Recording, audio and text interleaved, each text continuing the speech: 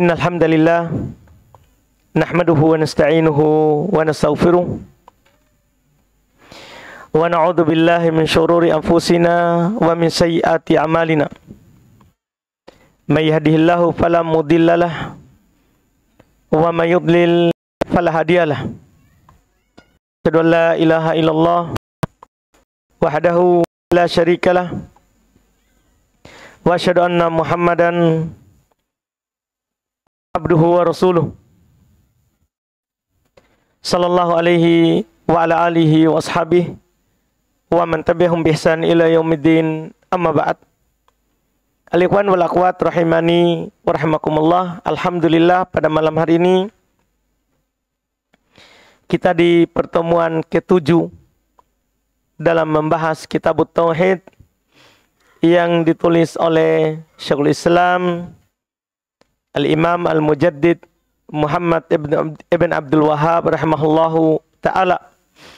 Kita pada malam hari ini akan membaca hadits yang beliau bawakan setelah membawakan 2 ayat dalam bab bahwa orang yang mentahqiq, mewujudkan tauhid di dalam dirinya, dia akan masuk surga tanpa adab, tanpa hisab.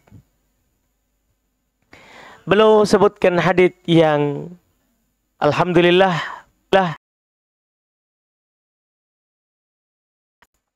dan tentunya ini juga sebagai penutup bab keutamaan tauhid. Bab keutamaan tauhid. Kata beliau, kita langsung baca. An Husain ibn Abdurrahman qala kuntu inda Sa'id ibn Jubair faqala ayyukum ra'al kawkaba alladhi qadda biha faqultu ana thumma qultu amma inni lam akun fi salatin walakinni ludiktu qala fama sara'ata qultu irtaqaitu qala fama hamalaka ala dhalik qultu hadithan haddathanahu Sya'bi qala wa ma haddathakum qultu haddathana an Buraidah ibn al-Qusayb annahu qala la ruqyata illa min ainin aw hummatin faqala qad ahsana man intaha ila ma sami' walakin haddathana bin Abbas anin nabi sallallahu alaihi wa alihi wasallam annahu qala uridat alayya al-umamu fara'aitun nabiyya wa ma'ahu ar-rahat wan nabiyya wa ma'ahu ar-rajul wa rajulan wan nabiyya laysa ma'ahu ahad id rufi'a li sawadun 'azimun fadhanantu annahum ummati faqila li hada Musa wa qaumuh fanadartu fa idza sawadun 'azimun faqila li hadhihi ummatuk wa ma'ahum 70,000 yadkhuluna al-jannata bighairi hisabin wala 'adabin thumma nahadha fadakhala manzilah faqadan nasu fi ulaika faqala ba'duhum fala'allahum alladhina sahibu Rasulullah sallallahu alaihi wa alihi wasallam qala ba'duhum fala'allahum alladhina wulidu fil Islam falam yusyriku billahi syai'a wa dzakaru asya faqaraja alaihim Rasulullah fa'akbaruhu faqala humul ladina la yastarkun wa la yaktawun wa la yatatayyarun wa ala rabbihim yatawakkalun faqama Ukkashah ibn Mihsan faqala ya Rasulullah ud'ullaha ayaj'alani minhum qala anta minhum thumma qama rajulun akhar faqala ud'ullaha ayaj'alani minhum faqala sabaqaka biha Ukkashah. Masya Allah, hadits yang cukup panjang, intinya di dalamnya ada keutamaan orang yang bertauhid. Tapi penulis membawakan hadits ini sempurna, lengkap, karena terdapat di dalamnya banyak faedah. Banyak sekali faedah kalau kita ingin mengambilnya satu persatu. Kata beliau dari Husain ibn Abdurrahman. Husain ibn Abdurrahman ini adalah seorang tabi'in. Beliau As-Sulami Abul Hudail Al-Kufi. Beliau adalah perawi hadits yang thiqah, terpercaya dalam bab periwayatan. Hanya saja harus kita berhati-hati di riwayat yang dia sampaikan ketika umurnya sudah tua. Karena beliau ini termasuk rawi yang berubah hafalannya di akhir umurnya. Karena tua, namanya orang sudah tua kadang pikun. Iya, kadang pikun. Jadi riwayatnya setelah usia tua itu tidak diterima. Tidak diterima. Beliau menukil. Beliau berkata, kuntu inda Sa'id ibn Jubair. Saya sedang berada di sisi Sa'id ibn Jubair. Sa'id ibn Jubair, murid dari Ibn Abbas radhiyallahu ta'ala anhuma. Kami sedang duduk bersama guru kami, tentunya Sa'id ibn Jubair. Itu Husain bin Abdurrahman duduk bersama gurunya. Faqala, maka Sa'id ibn Jubair berkata, ayyukum ra'al kawkabal ladin qaddal barihah. Siapa di antara kalian ia melihat bintang jatuh tadi malam? Fakultu ana, maka saya berkata, Husain ibn Abdurrahman berkata, saya lihat bintang jatuh semalam.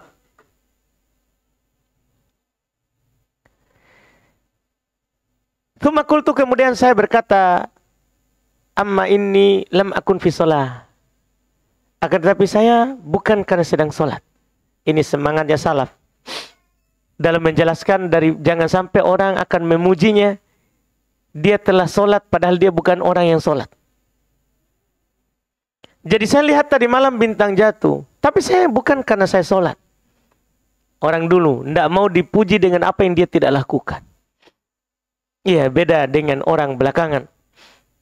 Kadang mereka ingin dipuji dengan yang dia lakukan, bahkan kadang mereka ingin dipuji dengan apa yang dia tidak lakukan. Dia tidak berbuat, dia tidak kerjakan itu, tapi dia berpenampilan. Lihat orang sekarang, musibah kita sekarang kamera. Orang pergi umroh, pergi haji.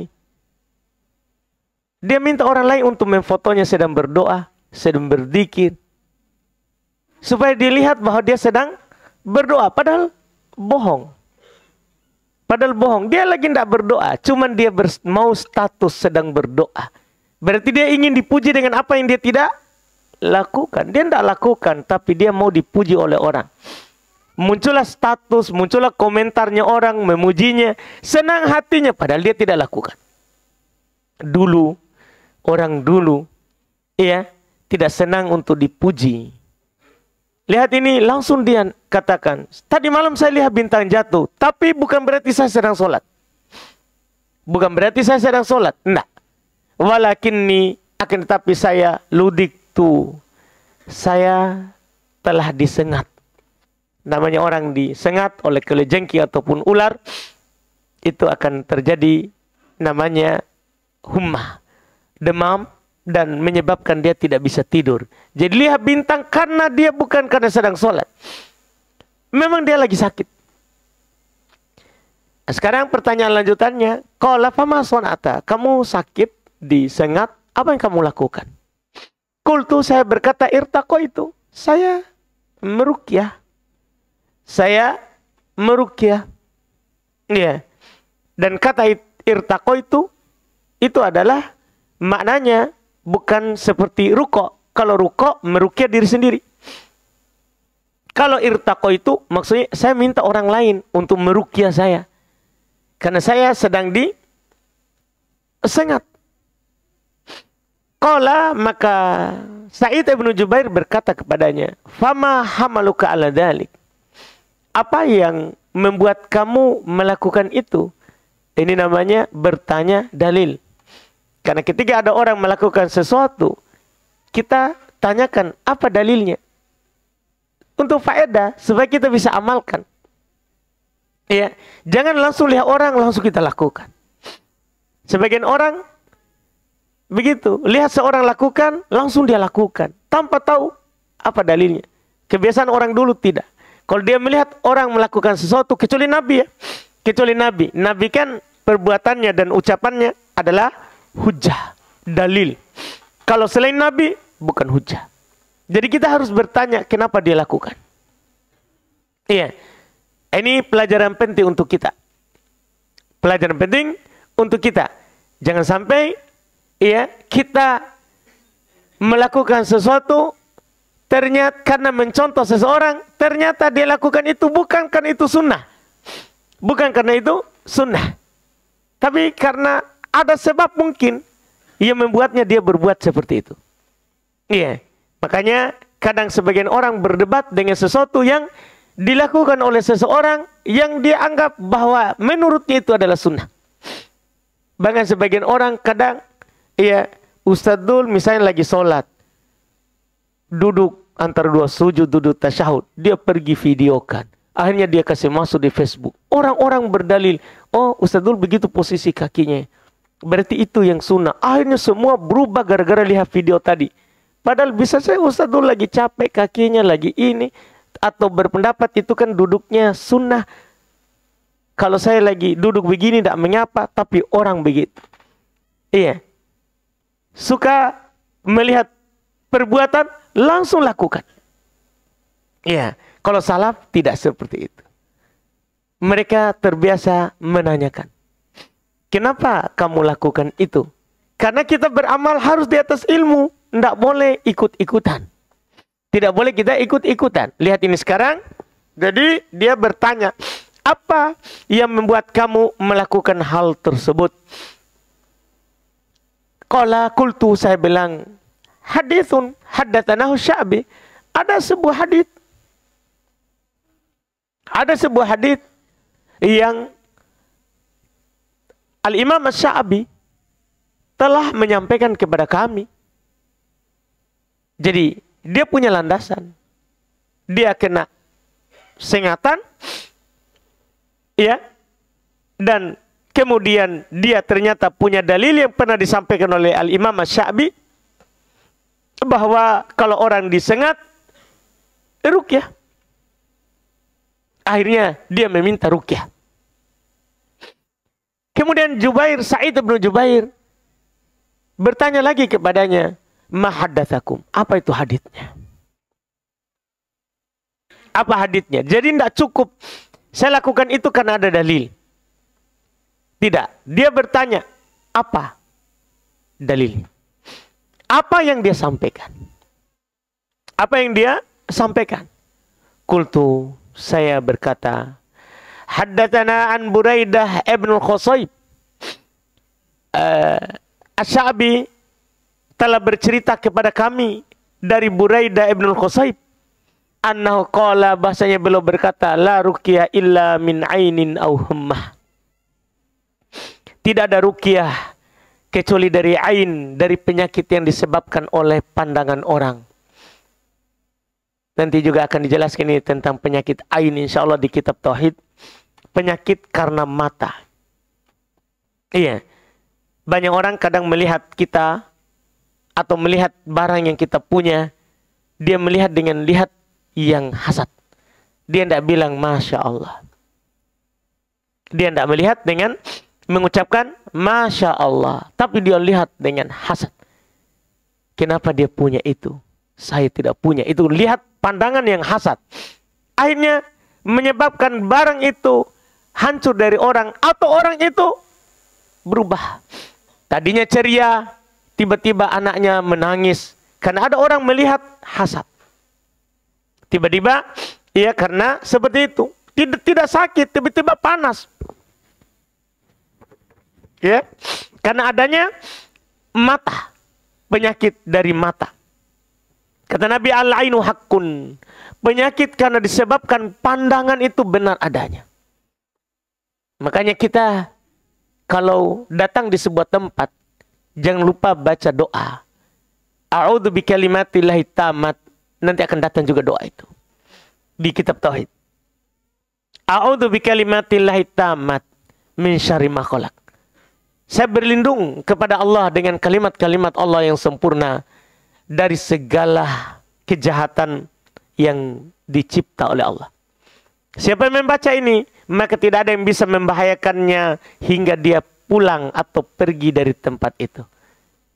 Apalagi kalau kita datang tentunya ke rumah Allah dengan gagah, baju, pilih jubah yang terbaik, ya, akhwat, pilih cadar yang baik, karena ini mau ke masjid, ya, muka, masya Allah, kalau ada kutu bisa lari, saking beningnya dan mulusnya.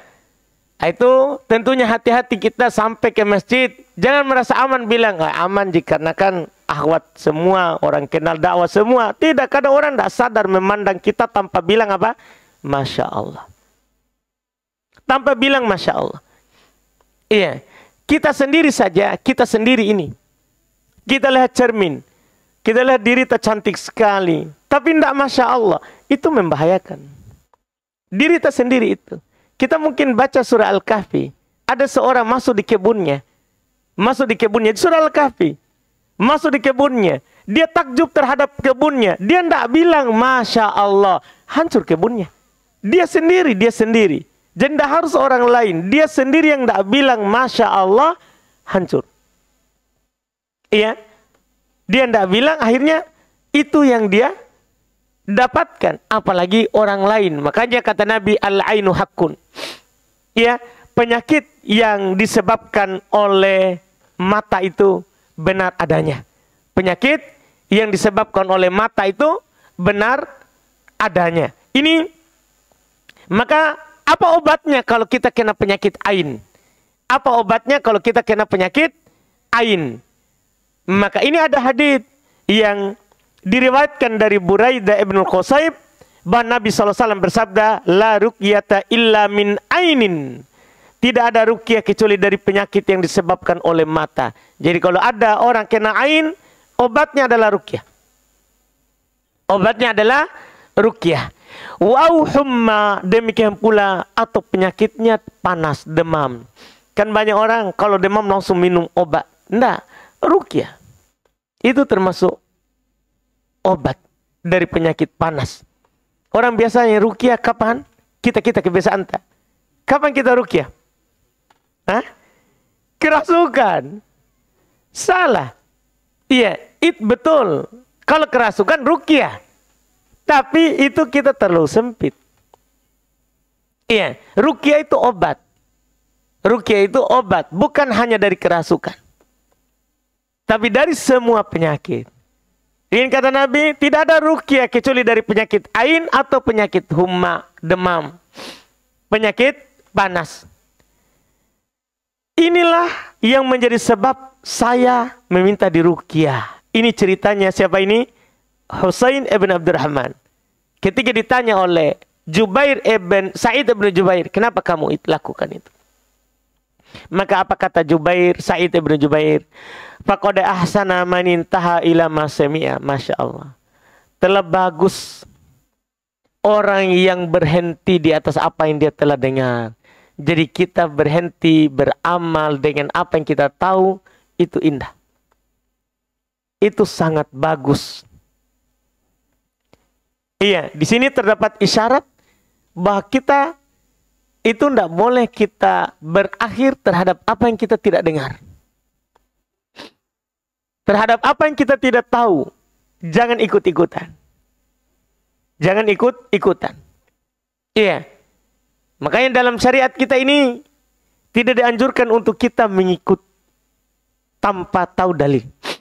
Tanpa tahu dalil. Itu disebut taklid yang tercela. Ittiba'u man laisa qauluhu hujjatan bila hujjah. Ini tercela.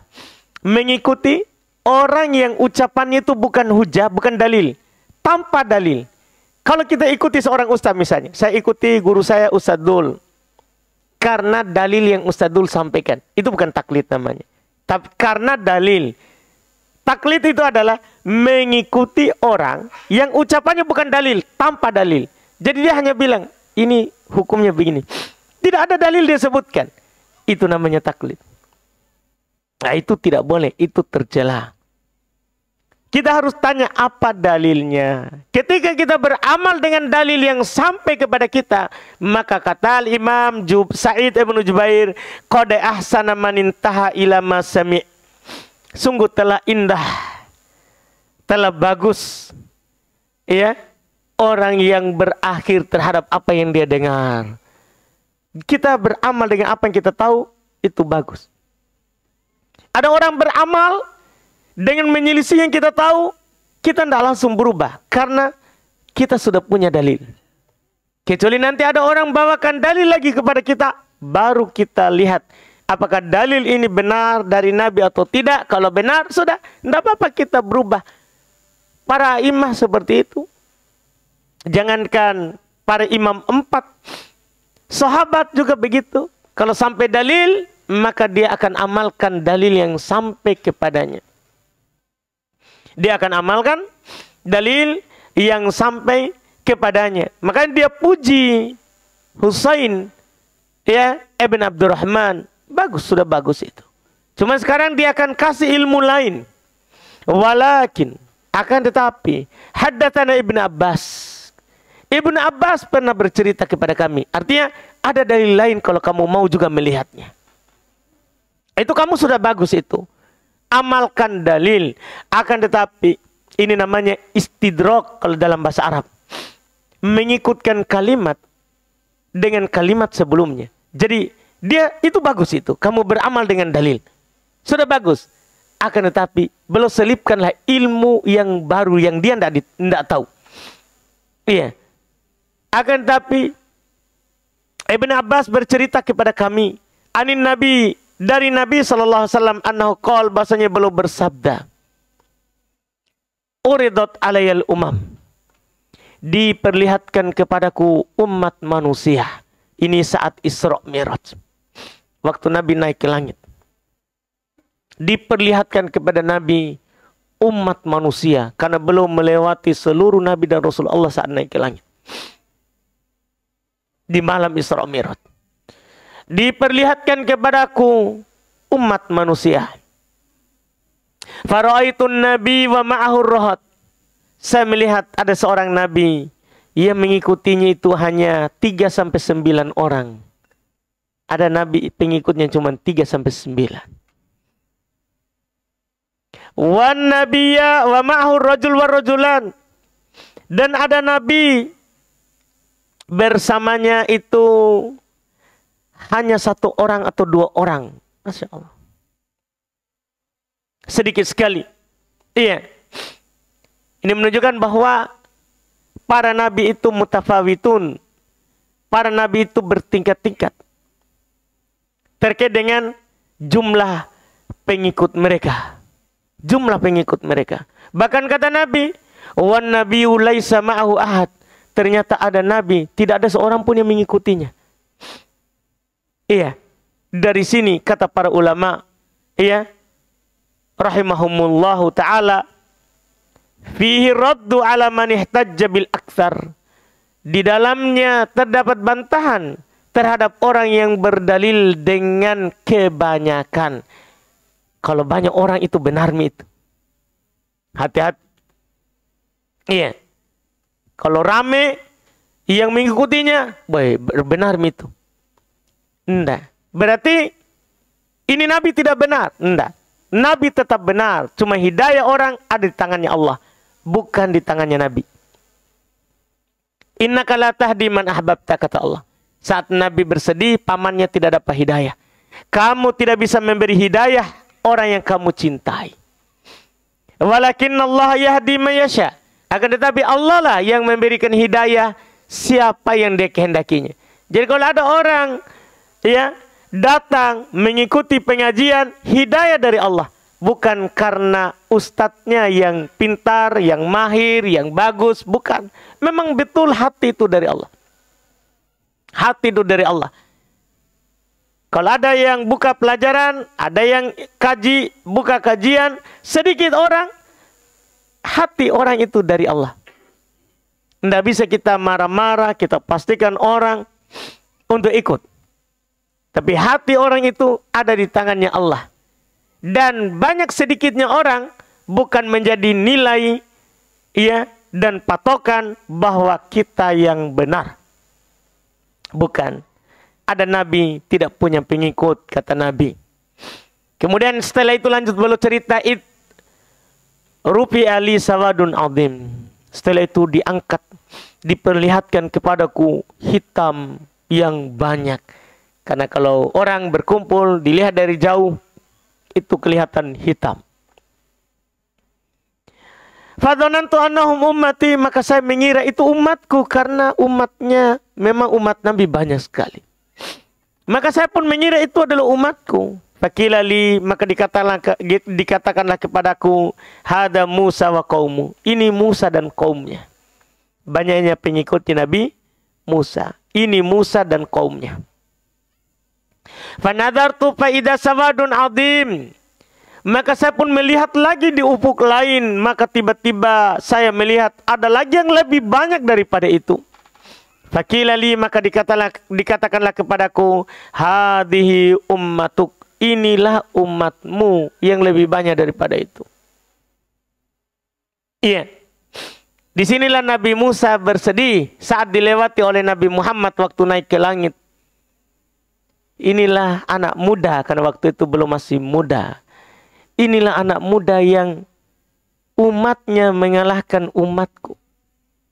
Nabi Musa bersedih. Iya, karena dia adalah dari Nabi yang paling banyak umatnya sebelum Nabi Muhammad. Nabi Musa. Iya. Tapi beliau dikalahkan oleh Nabi kita Muhammad sallallahu alaihi wasallam. Maka dikatakanlah kepada beliau, inilah umatmu. Setelah itu, wa ma'ahum sab'una alfan. Bersama mereka ada 70.000 orang. 70.000 orang. Yadkhulunal jannata bighairi hisabin wala adab. Akan masuk surga tanpa adab, tanpa hisab.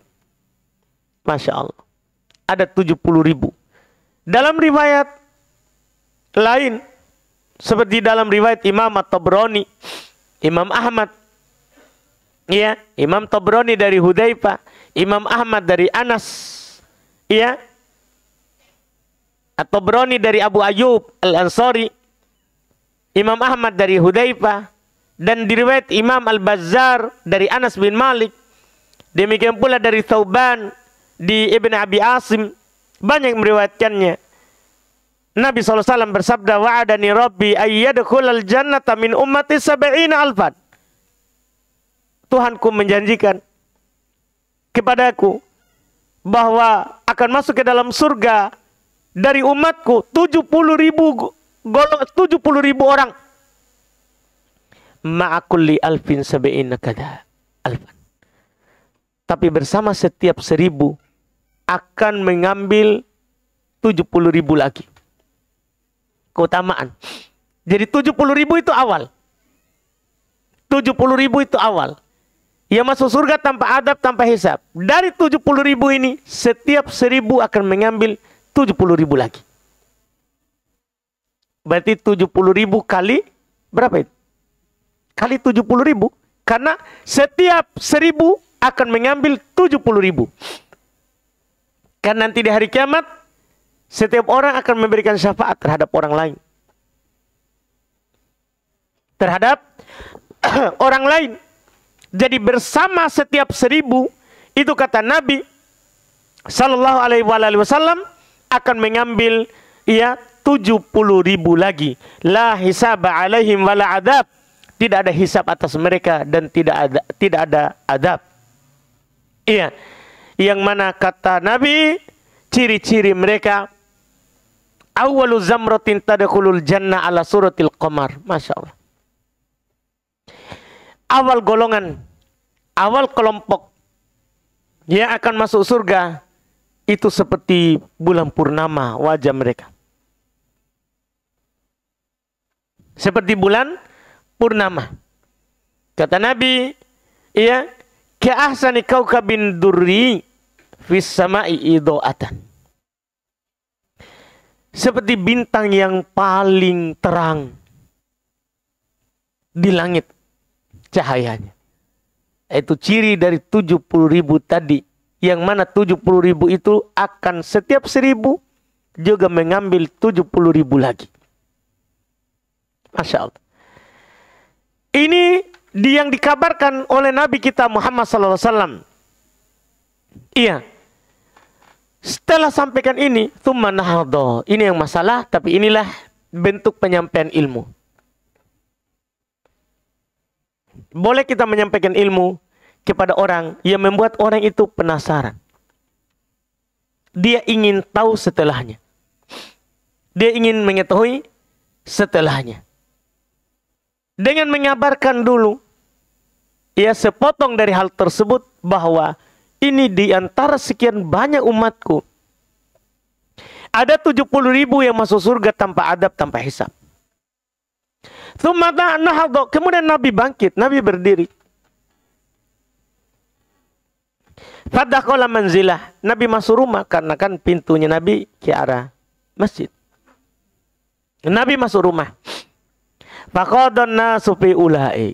Maka sahabat yang mendengar tadi mendiskusikan siapa mereka tadi.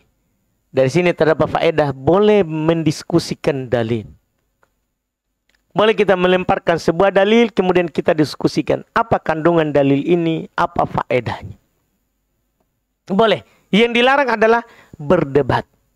Adapun mendiskusikan dalil, apa faedahnya, apa kandungannya, apakah ini sahih atau dhaif, itu adalah perkara yang dianjurkan. Orang-orang mendiskusikannya. Faqala ba'duhum, sebagian mereka berkata, fala'allahumul ladina sahibu Rasulullah. Kemungkinan mereka adalah orang-orang yang masuk Islam di masa Nabi. Mereka adalah sahabat. Mereka sahabat. Ini di antara mereka ada yang bilang begitu. Wa qala ba'dum, sebagian mereka lagi mengatakan lain. Fala'allahumul ladina wulidu fil Islam falam yusyriku billahi syai'a. Kemungkinan juga mereka adalah yang lahir di Islam kemudian tidak syirik. Lahir, bukan kita ini, bukan sahabat. Yang lahir di masa jahiliyah, yang juga melakukan syirik, kebiasaan orang jahiliyah, kemudian datang Islam baru tidak syirik. Mungkin mereka adalah anak-anak kita yang lahir di atas Islam kemudian tidak pernah syirik. Itu sebagian mereka bilang begitu. Wa dzakaru asya, dan mereka menyebutkan banyak hal. Mungkin begini, bukan begini. Faqaraja alaihim Rasulullah. Maka keluarlah kepada mereka Rasulullah sallallahu alaihi wasallam fa'akbaruhum. Maka Nabi mengabarkan kepada mereka. Ketika sudah terjadi diskusi, saling bertanya, saling melemparkan masalahnya, mungkin ini, mungkin itu, sehingga mereka penasaran. Mereka penasaran dan ingin tahu siapakah mereka itu. Siapakah mereka itu? Ini kebiasaan Nabi. Biasa beliau melemparkan pertanyaan. Ketika sudah tidak ada yang bisa menjawab, baru nanti beliau jawab. Ini kata para ulama, ya, lebih membuat ilmu itu tertanam. Kalau dibiarkan dulu, orang itu penasaran, ingin tahu. Ingin tahu. Iya, inilah yang bisa juga dilakukan. Karena ketika seorang penasaran, minimal dia ingin tahu. Ketika dia ingin tahu, maka dia akan datang ke majelis atau dia akan berusaha dengar apa yang akan dibahas. Iya, disinilah ternyata itu juga kita bisa melihat bukti di luar sana. Kalau kajiannya tematik, banyak orang datang. Kenapa? Karena dia penasaran terhadap judul. Iya, terhadap judul. Bayangkan Pak, ketika ada seorang ustadz misalnya, ia membahas hakikat poligami. Apa yang terjadi? Semua orang akan mengajak istrinya, padahal istrinya tidak mau. Gitu. Kan begitu? Laki-laki itu, dia akan mau ajak istrinya ke sana. Kenapa? Wah, ini judul mendukung saya, ini tidak perlu saya ngomong. Kan begitu. Dan dia ingin tahu dan ingin memberitahukan istrinya. Demikian pula ada judul misalnya. Kita pernah buat kajian judulnya kesalahan suami. Kesalahan suami, rapor merah suami. Oh, para ummahat mewajibkan suaminya hadir.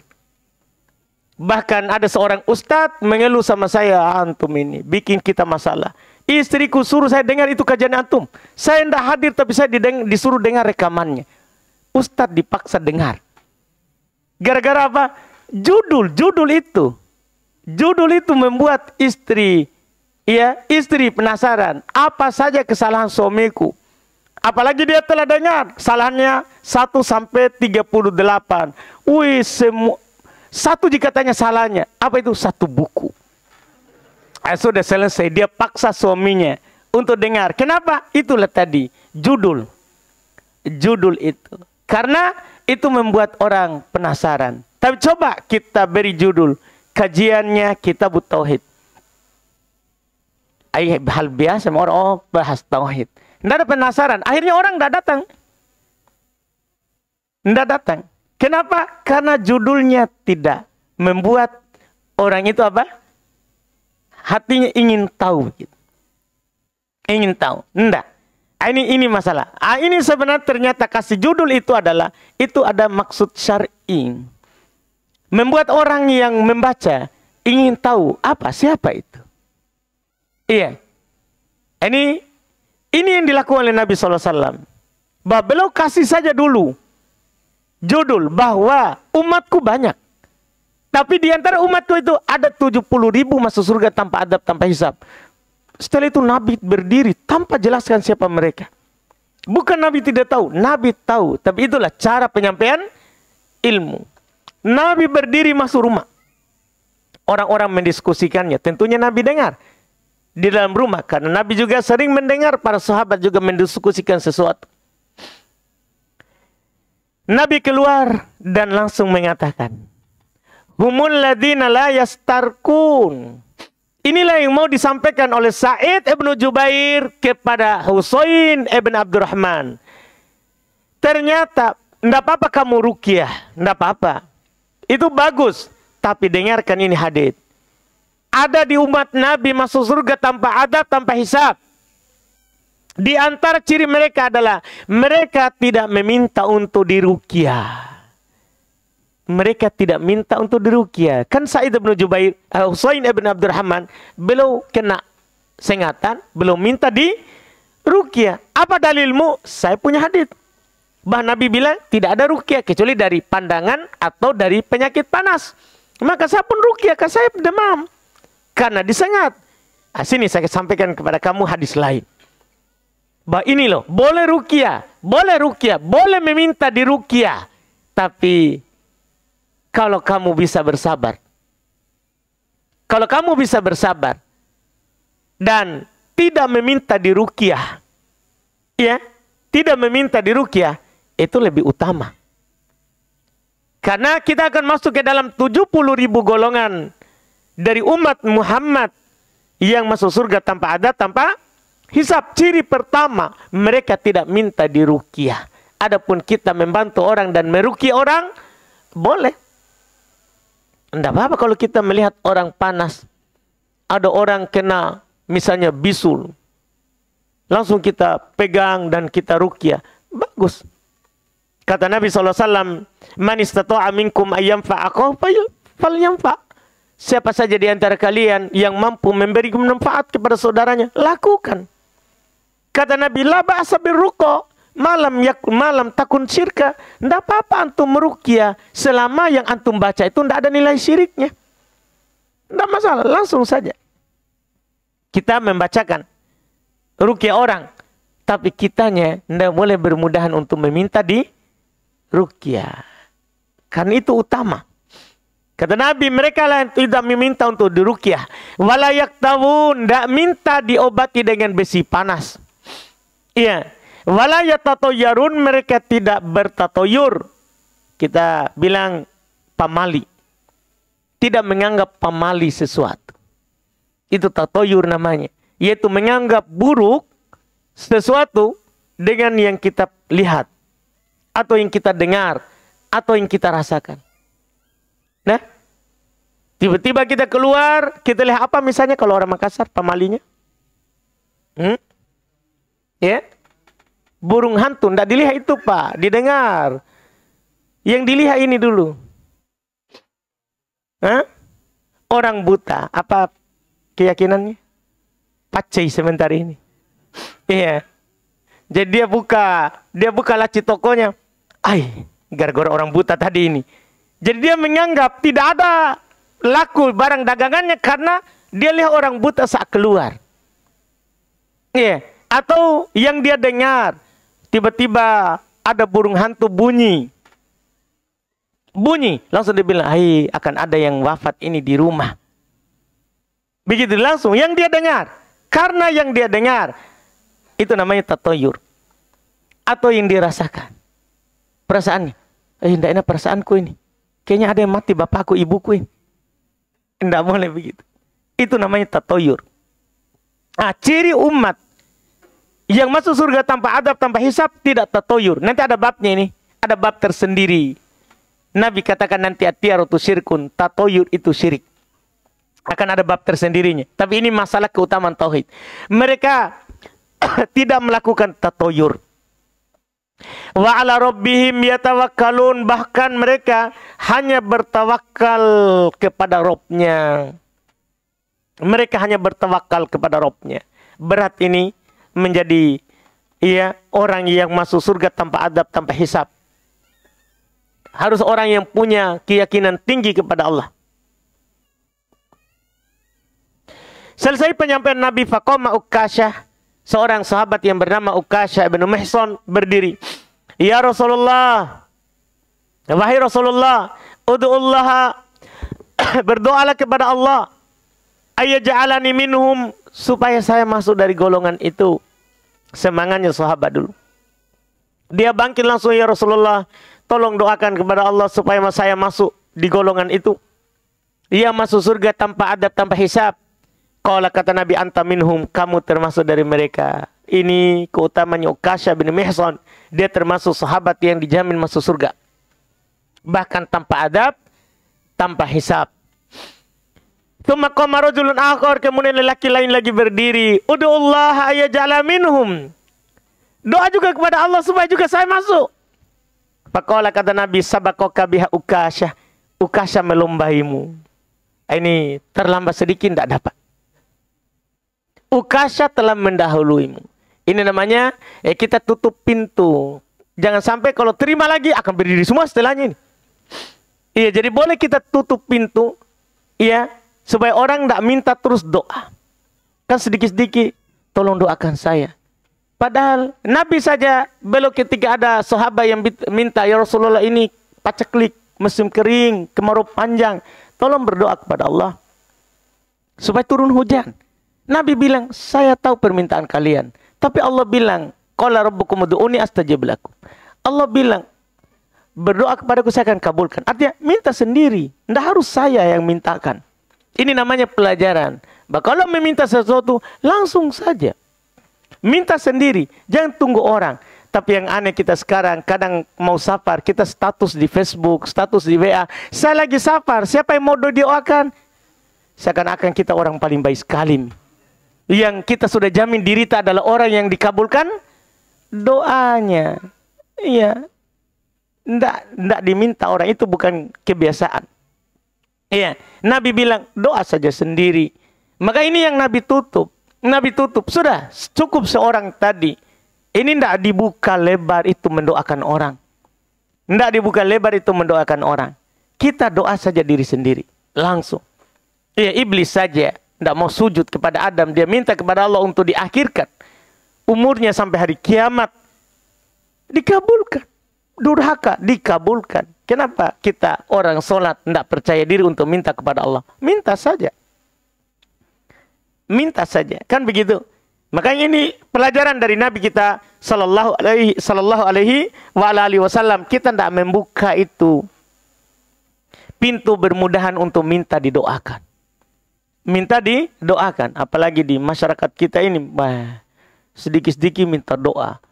Air lah, inilah. Bahkan ada yang bawa minyak zaitun, doakan tolong untuk dipakai. Iya, untuk dipakai. Bahkan kadang karena orang dianggap sakti, bukan lagi doa, dia celupkan tangannya. Sudah dapat lagi amplop putih. Itu kan masalah. Akhirnya sekarang gara-gara kita suka sekali minta doa, orang jadikan itu pekerjaan. Akhirnya ustadz jadikan itu pekerjaan. Bagus juga ini bikin klinik doa. Iya. Gara-gara kita suka sekali minta didoakan. Dan Nabi tidak membuka hal itu. Iya. Ketika ada seorang, sudah beliau doakan. Antan minhum, kamu dari mereka. Kamu dari mereka. Orang lagi berdiri. Sudah lewat masamu. Telah dilombai oleh Ukasha. Iya, ini yang dicontohkan. Ini hadits banyak sekali faedahnya. Dan kita cukupkan tadi itu apa yang kita ambil, mudah-mudahan bermanfaat. Kita berarti nanti sudah masuk di bab berikutnya, bab al-khauf minasyiriki, takut dari yang namanya syirik. Setelah kita bertauhid, tidak sempurna tauhid kalau tidak takut syirik. Makanya setelah itu langsung beliau bawakan takut syirik. Kita adzan dulu.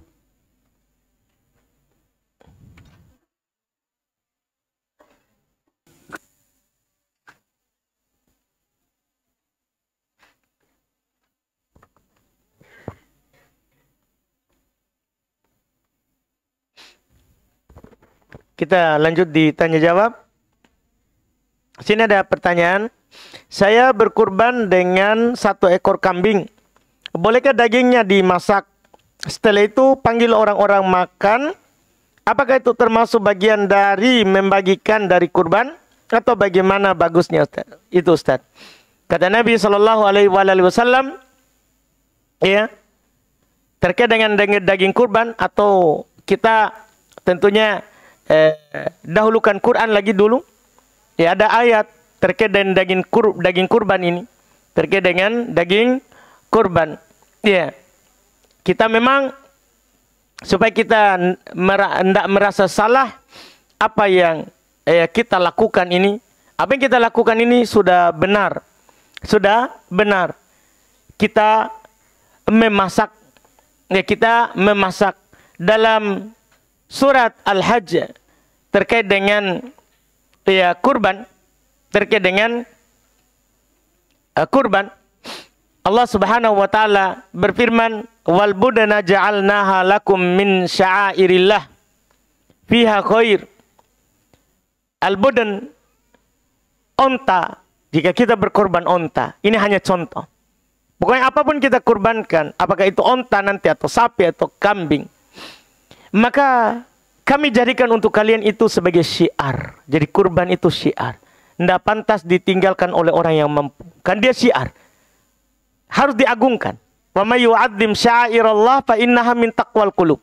Siapa yang mengagungkan syiar Allah, kurban itu syiar. Allah yang menamakannya syiar. Siapa yang mengagungkan syiar Allah dengan dia berkurban, maka itu bagian dari ketakwaan di hatinya. Itu menunjukkan bahwa itu hamba takwa. Itu hamba takwa. Makanya para ulama mengatakan kurban itu tidak pantas ditinggalkan oleh yang mampu. Allah katakan begitu. Kami jadikan kurban itu sebagai syiar untuk kalian. Fiha khair. Di dalamnya terdapat banyak kebaikan. Banyak sekali kebaikan dalam kurban. Fadhkuru smallahi 'alaiha shawaf. Ini terkait dengan menyembelih onta. Maka sebutlah nama Allah, ucapkanlah bismillahi Allahu Akbar saat kalian menyembelih onta dalam keadaan berdiri. Karena onta itu disembelih beda dengan cara menyembelih sapi dan kambing. Onta kalau disembelih, dia diikat kaki bagian depannya Satu. Baru dalam keadaan berdiri, dia ditusuk itu bagian bawah dekat dadanya. Bukan bagian atas dekat kepalanya. Itu unta. Ditusuk di situ untuk mengalirkan darahnya. Dalam keadaan berdiri. Iya, nanti dia akan jatuh ketika tentunya sudah mau mati dan kehabisan darah telah dipotong tadi itu. Fa'idha wajabat junubuha. Ini yang menjadi poin kita. Apabila dia telah roboh, yaitu mati, kata Allah, fakulu minha. Satu, makanlah darinya. Kamu yang berkurban, makanlah darinya. Karena yang diinginkan adalah hatimu. Bagaimana pengagungan terhadap syiar ini, syiar berkurban. Makanlah darinya. Satu. Wa at'imul qani'a wal mu'tar. Ini yang setelahnya. Berilah makan. Berilah makan orang-orang yang qani', rela, ya, yang tidak meminta-minta, wal mu'tar, dan orang yang meminta-minta. Beri makan. Beri makan di sini adalah dengan memberikannya langsung daging atau memasakkannya baru kita panggil orang makan. Kan beri makan. Ini juga yang dikatakan oleh Nabi Sallallahu Alaihi Wasallam terkait dengan daging kurban. Kata Nabi, kulu waddahiru watasoddaku. Makanlah, simpanlah. Daging kurban boleh kita makan sendiri, boleh kita simpan, boleh. Watasoddaku, dan bersedekahlah. Apakah sedekah mentah atau sedekah dengan yang disebutkan di ayat, beri makan. Kita memasaknya. Ini terkait dengan yang kita tanyakan. Sudah tepat dengan yang kita lakukan itu. Ya, dengan yang kita lakukan itu. Apalagi kalau kita mau bagikan mentahnya sedikit. Kita hanya bagi setengah kilo. Itu orang nanti setengah kilo malas dia masak di rumah. Mau diapa ini setengah kilo? Bukan merendahkan, tapi kadang orang itu tidak jadi masak karena sedikit. Lebih besar biaya bumbunya. Karena lombok naik. Kan begitu masalahnya. Iya, maka lebih bagus kita sudah masakan, baru kita kirim ke keluarga. Kirim ke orang, tetangga. Aisyah bertanya, siapa banyak sekali tetanggaku ini, siapa yang harus saya kasih? Kata Nabi, kasih yang paling dekat dengan pintu rumahmu. Itu kan bagi-bagi begitu masak. Iya, karena sudah masak lebih banyak lagi, walaupun sedikit. Mungkin yang kita kasih itu saat masak, itu tidak sampai sekilo. Tidak sampai sekilo, tapi karena banyak kuahnya, akhirnya menjadi bernilai di orang. Apalagi masakan tak memang mentong di nanti setiap tahun. Enak misalnya, iya masakan orang. Masakan orang. Wallahualam.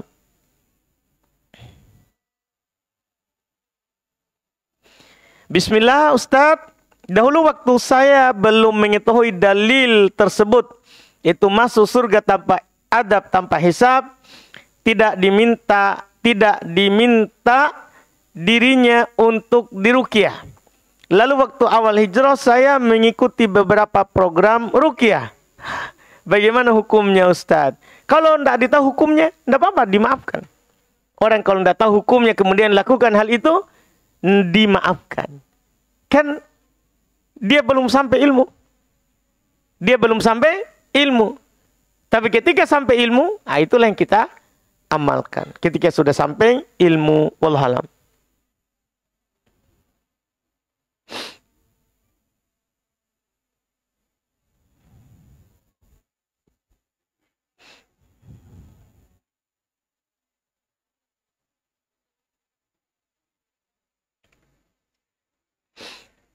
Ustadz, teman saya selaku membeli barang di temanku dan menitip uangnya melalui saya.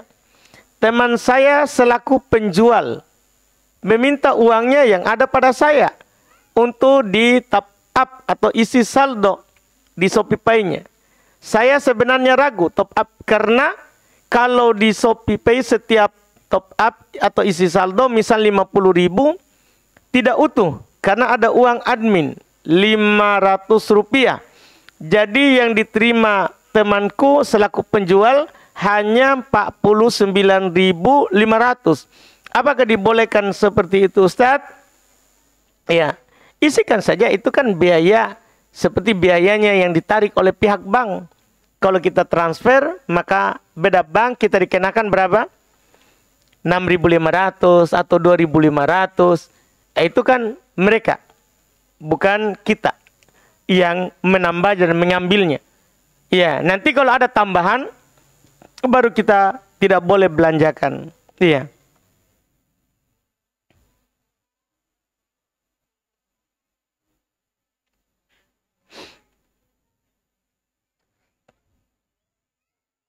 Apa Ustadz? Apa betul itu kalau kita bangun sholat malam, kita harus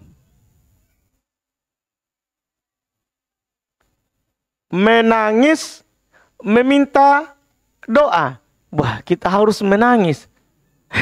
Nggak. Maksudnya, kita cuma dianjurkan mintalah kepada Allah dalam keadaan kalian merengek kepada Allah. Nggak harus menangis. Tapi kalau sampai menangis, nggak apa-apa juga kan, setiap orang bisa menangis. Iya. Tapi kalau kita bilang harus menangis, nanti kita buat-buat. Kan itu nggak dibuat-buat. Pokoknya kata Nabi, mintalah kepada Allah dalam keadaan kamu memang butuh kepadanya. Kamu butuh kepadanya. Iya. Kalau harus menangis, tidak.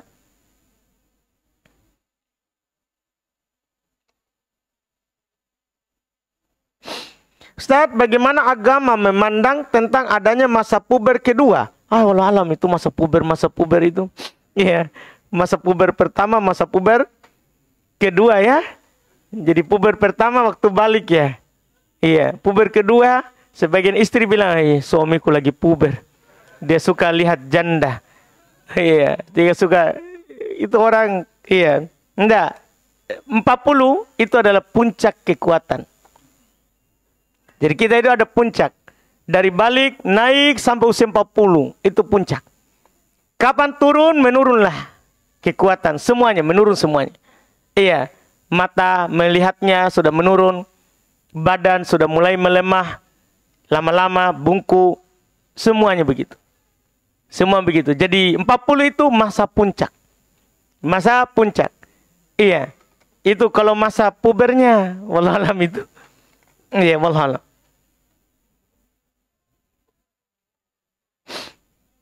Sini ada pertanyaan lagi, terakhir. Satu. Anak mau bertanya, saya memiliki seorang anak perempuan umur 6 tahun. 6 tahun ya. Tapi dia wataknya keras kepala. Masih anak-anak Pak, wajar itu. Iya. Jika hari ini dinasihati, besok dia lakukan lagi. Dilembuti, makin menjadi-jadi. Ditegasi, tetap saja seperti itu. Kadang saya marah, baru dia berhenti. Tapi besok berulang lagi. Pertanyaan saya, bagaimana menghadapi anak saya tanpa marah? Kita yang tahu itu, masa tanya saya. Iya. Orang kita yang kandung dari lahir. Kita tahu gerakannya dari lahir. Iya kan? Kita bahkan kita tahu waktu kita buat apa. Iya kan? Kita buat di atas, di bawah. Itu urusan kita tahu semua itu. Iya, masa tanya saya, iya, cara menghadapinya kita yang tahu itu anatta. Coba anakku, saya kasih tahu Ki. Iya, mau anatta baru kita cari tahu sama saya. Iya, kan salah. Kita sendiri yang tahu anatta itu. Kita sendiri yang tahu anatta. Tapi saya cuma mau kasih tahu bahwa 6 tahun itu wajar. Makanya Nabi hanya mengatakan, ajak dia sholat saat 7. Saat 7, karena di bawah 7 itu susah diatur. Iya. Dan kita bilang di sini adalah dia sudah kasih tahu hari ini, besok lupa lagi. Memang begitu. Makanya saat usia sudah tamyiz, sudah 7 tahun ke atas, kita harus pisah tempat tidur dengan dia. Kan dia sudah mulai ingat apa yang kita lakukan. Tapi 7 ke bawah, enggak apa-apa dia tidur sama kita. Enggak apa-apa. Kenapa? Dia lihat sekarang, nanti dia lupa. Memang begitu anak di bawah 7. Iya, dia tidak ingat yang kita lakukan bersama istri, bersama uminya itu, dia tidak ingat. Tapi kalau kita masih bersamanya 7 ke atas, mulai maki hati-hati kita. Ya, dia mulai cerita ke orang. Iya, kadang orang tanya, ndak menyusui makin, iya, tapi bapakku masih. Itu masalah kadang begitu. Hati-hati itu. Begitu, dia bilang, dia kan polos. Jadi dia sudah mulai ingat. Jadi kalau ada orang lain tanya, kadang dia cerita. Jadi hati-hati. Ada kawan begitu, dia cerita, tidak perlu saya sebutkan namanya. Bahayanya anakku. Bikin malu-malu, Kak. Kenapa? Dia ditanya, tidak minum susu makin enggak. Saya sudah tidak susu misalnya ibuku, pisah mah. Tapi bapakku masih. Itu kan masalah itu. Makanya kalau usia begitu, dia sudah mulai mengingat apa yang terjadi itu di kamar. Makanya kalau mulai dia tamyiz, bukan mulai balik. Mulai dia tamyiz, itu rata-rata itu 7 tahun ke atas. Mulailah pisah kamar. Kalau tidak, maka hati-hatilah melakukan sesuatu. Saat dia terbangun, sabarlah. Tunggu sampai dia tidur. Bahaya itu. Karena dia akan cerita. Dia sudah bisa. Bahkan kadang dia ada cerita sama orang lain. Dia cerita aja biasa sama kawannya. Tapi kan banyak ibu-ibu lain yang ada.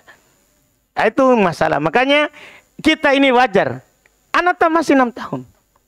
Dikasih tahu hari ini, besoknya masih begitu. 6 tahun. Memang dia itu, walaupun kita ngomong bagaimanapun, dia lupa. Makanya syariat melihat 7.